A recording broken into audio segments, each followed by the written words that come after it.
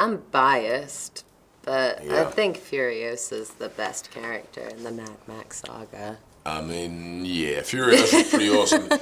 Max is pretty cool, but I gotta say, the dog from the first film. Hi, I'm Anya Taylor-Joy. And I'm Chris Hemsworth. And we are going to steer you through 45 years of Mad Max movies ahead of our new movie, Furiosa, a Mad Max Saga. And warning, spoilers ahead.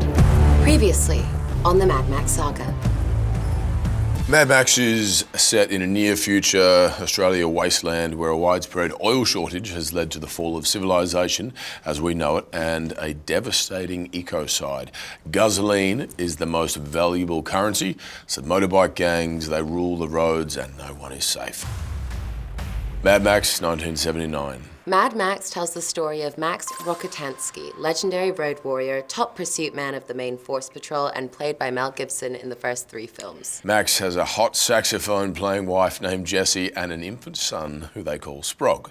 Mad Max opens with a car chase between the Main Force Patrol, or MFP, and Knight Rider, a key member of a biker gang led by the intimidating Toe Cutter. Knight Rider evades officers in a stolen vehicle until Max enters the chase and steers Knight Rider into a roadblock where he crashes and dies in a fiery explosion.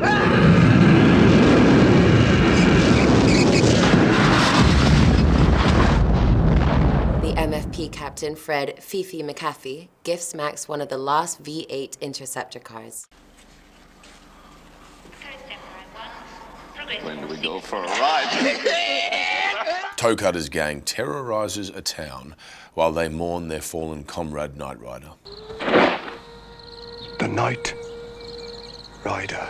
Remember him when you look at the night sky. I will.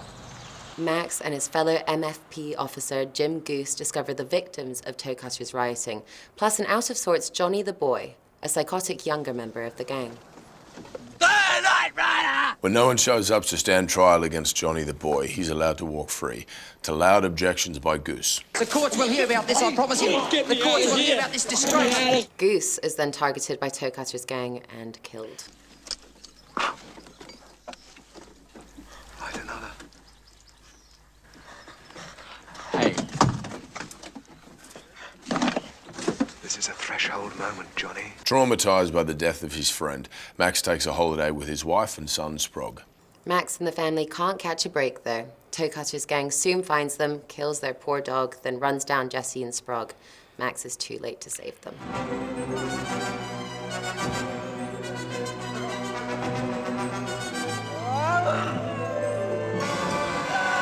In a furious rage, Max takes justice into his own hands and hunts down the gang to avenge his family, officially earning his moniker, Mad Max. Mad Max 2, The Road Warrior, 1981. Max is back as a lone rider, haunted by the loss of his family, traveling the wasteland in the Interceptor, accompanied by his new Australian cattle dog. Wherever he goes, he's only there for gasoline. Save it. I'm just here for the gasoline. The key players in the second film are Pappagallo, the benevolent leader of a group of settlers who control a compound with their own oil rig. And Lord Humongous, what an incredible name.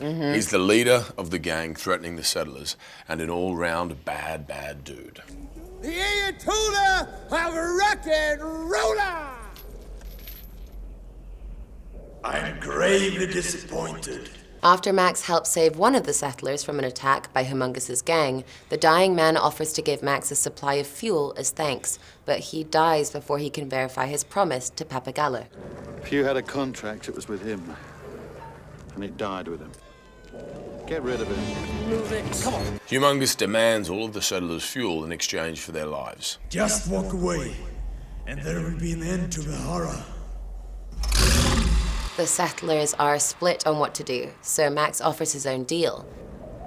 2 days ago, I saw a vehicle that'd haul that tanker. You want to get out of here? You talk to me. He'll help them sneak out their fuel in a tanker, and in return, he'll get his car back and all the gasoline he can carry. But Humongous catches the settlers trying to pull a fast one, and a battle ensues. There's flamethrowers, snakes, and a feral kid with his lethal boomerang. When Max is about to be driven off the road by a gang member, the cattle dog stands in between, and Max loses yet another canine companion. Never kill the dog. No, but Don't twice kill in the this dog. series. Max drives the tanker out of the compound with Papagallo in tow, luring the gang in one direction while the rest of the settlers escape safely in another. A high-speed battle ensues. Papagallo dies, and right as the gang nearly has them, the tanker topples over.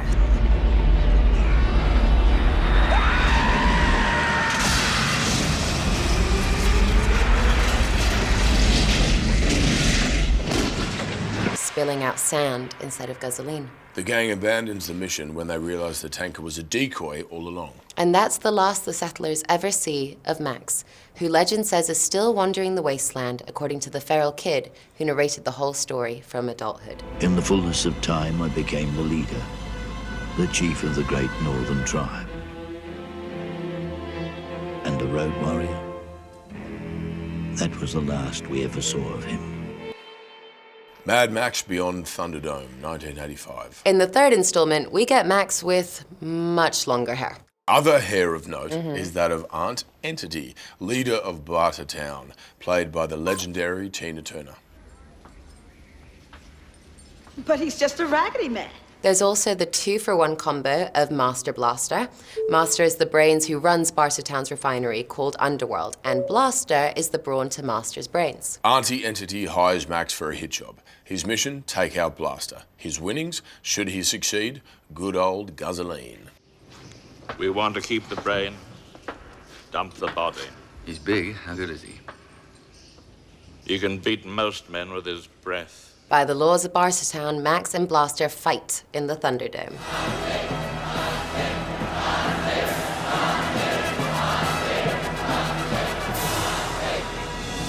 Welcome to another edition of Thunderdome! Blaster may have the strength, but Max is too clever and comes out on top, but ultimately takes mercy on him.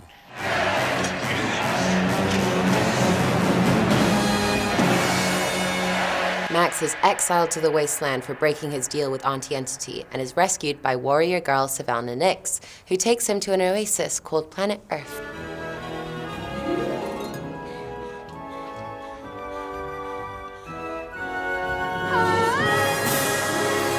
Planet Earth is ruled by mostly children who believe Max is a fabled pilot named Captain Walker who will fly them to Tomorrow Morrowland.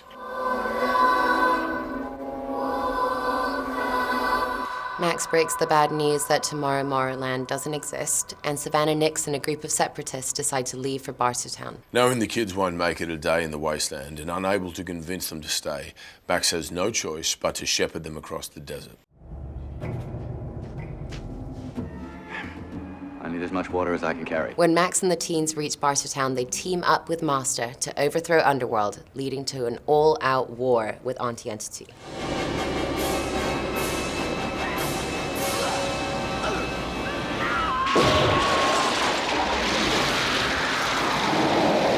The motley crew escapes to a desolate Sydney where they plan to build a new community, but Max stays behind to continue wandering the wasteland alone. Well, ain't we a pair?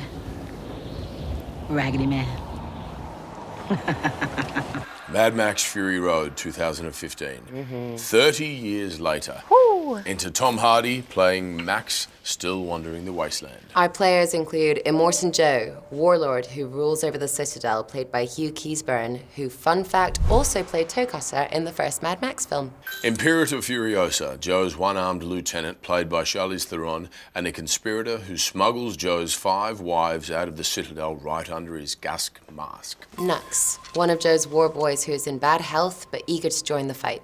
The wives, Toast, Capable, The Dag, Cheeto, and Angaharad, who is pregnant with Joe's child, and the Volvolini, an all-female clan Furiosa was kidnapped from as a child. Max is captured and imprisoned in the Citadel, whilst Immortan Joe sends Furiosa on a routine trade run, not knowing Furiosa has hidden his prize wives inside the war rig.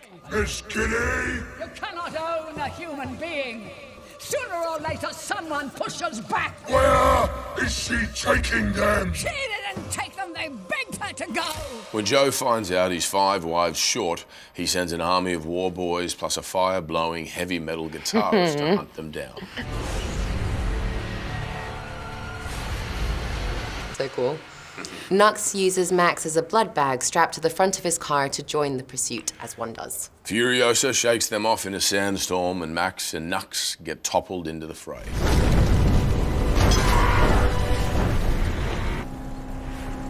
Oh, what a day! What a lovely day! Max catches up to Furiosa and fights her for water and freedom, leaving Nux in the dust.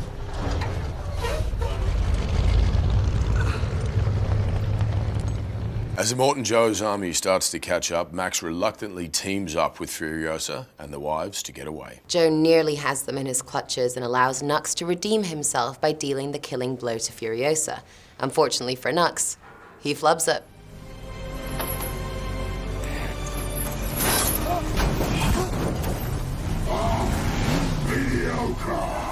Angahara falls off the rig and is accidentally run over by Joe. Joe recovers her body and tries to save his unborn child, but the baby is already gone. Hey, Rictus! You lost a baby brother. Perfect in every way. I had a baby brother. I had a little baby brother. And he was perfect. Perfect in every way. Furiosa reunites with the remaining Volvolini clan, who inform her that the green place from her childhood no longer exists. Furiosa is inconsolable. The group plans to ride across a vast salt flat in search of another land, but Max convinces them that their best chance is to overthrow Joe and claim the Citadel. Furiosa kills Immortan Joe. Remember me? And they bring his body back to the Citadel, where they unleash gallons of hoarded fresh water over the celebrating crowd.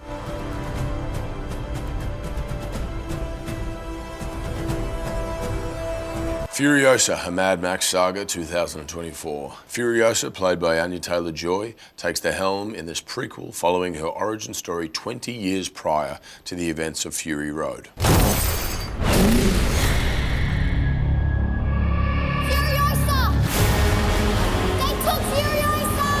Furiosa is stolen from the Green Place as a child and delivered to the Warlord Dementus, played by Chris Hemsworth. Warlord Dementus is the leader of the powerful biker horde responsible for kidnapping Furiosa from the Green Place and who challenges Immortan Joe for control of the Citadel. As Furiosa navigates life in the wasteland, she plans her escape back to her home, and a war for dominance over the Citadel brews. In our film, we finally see how Furiosa becomes the one-armed, shaved-head Imperator we all know and love. There will always be war, but to get home, Furiosa fought the world.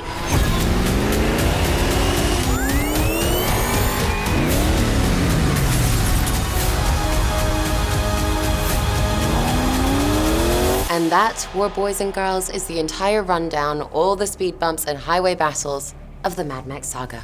Ooh, and the war boys, to be honest, in their entirety. Nothing makes it feel like a Mad Max movie without the war boys.